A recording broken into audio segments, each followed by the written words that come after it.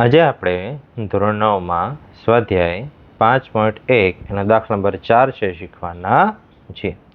એની અંદર કહે છે કે જો એસી બરાબર બીસી થાય તેવું બિંદુ સી બિંદુઓ એ અને બીની વચ્ચે હોય તો સાબિત કરો કે એસી બરાબર 1/2 AB છે.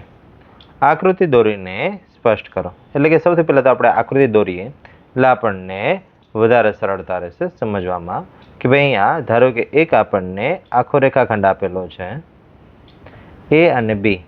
યસ કે ભાઈ અહીંયા એક છેડો છે એને આપણે એ નામ આપી દઈએ, બીજો છેડો છે એને આપણે બી નામ આપી દઈએ અને એની એક્ઝેક્ટ વચ્ચે, કારણ કે અહીંયા શું કહે છે કે એસી અને બીસીનું અંતર સરખું છે એટલે બંનેથી એકદમ સેન્ટરમાં વચ્ચેના ભાગમાં છે આપણે અહીંયા સી બિંદુ લેવું પડશે કે જેથી કરી અને એસી અને બીસી બેનું અંતર કેવું થાય?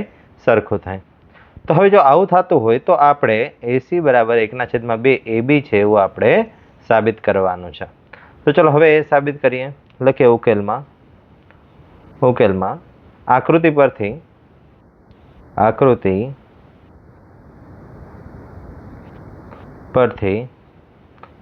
પરથી શું લખાશે?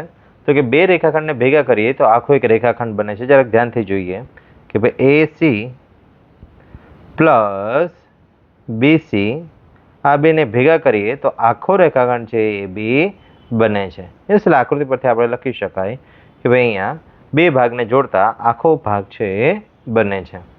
એટલે કે એસી પ્લસ બીસી બરાબર AB. ચલો હવે જરાક આપણે વિધાનમાં જે આપેલું છે જોઈએ કે એસી અને બીસી છે કેવા? સરખા છે. યસ, તો બંનેની જે આપણે કિંમત લખી નાખીએ કે અહીંયા બીસી બરાબર તો શું છે? એસી છે. એટલે કે જ્યાં બીસી હોય ત્યાં શું લખાય? એસી લખાય. અથવા તો એસી હોય ત્યાં પણ બીસી લખી શકાય, પણ આપણે અહીંયા જે સાબિત કરવાનું છે એમાં એસી જોઈએ છે એટલે એસીની જગ્યાએ કોઈને નહીં મૂકીએ, પણ એસીની સાથે જે બીસી છે એની જગ્યાએ આપણે કિંમત લખી નાખીએ કે ભાઈ બીસી બરાબર શું લખાશે? એસી લખાશે. યસ, એટલે કે અહીંયા બીસીની જગ્યાએ આપણે એસી લખીને. શા માટે? કારણ કે એસી અને બીસી બંને સરખા છે એટલે અહીંયા એસી પ્લસ એસી બરાબર AB. ચલો એસી પ્લસ એસી કેટલા વખત એસી થઈ ગયા? 2 વખત. એટલે કે અહીંયા 2AC બરાબર AB. ચલો હવે અહીંયા 2 ગુણાકારમાં છે, સામે લઈ જઈએ એટલે ભાગાકારમાં. એટલે કે અહીંયા એસી બરાબર AB ભાગ્યા 2.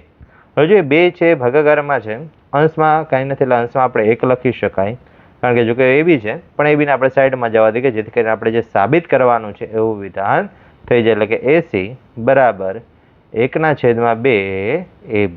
યસ, એટલે આવી રીતે છે જે આપણે વિધાન સાબિત કરવાનું હતું એ વિધાન છે આવી ગયું કે ભાઈ એસી બરાબર 1/2 AB જે આપણને અહીંયા મળે છે. યસ, એટલે આપણો દાખલો અહીંયા પૂર્ણ થાય છે. Thank you.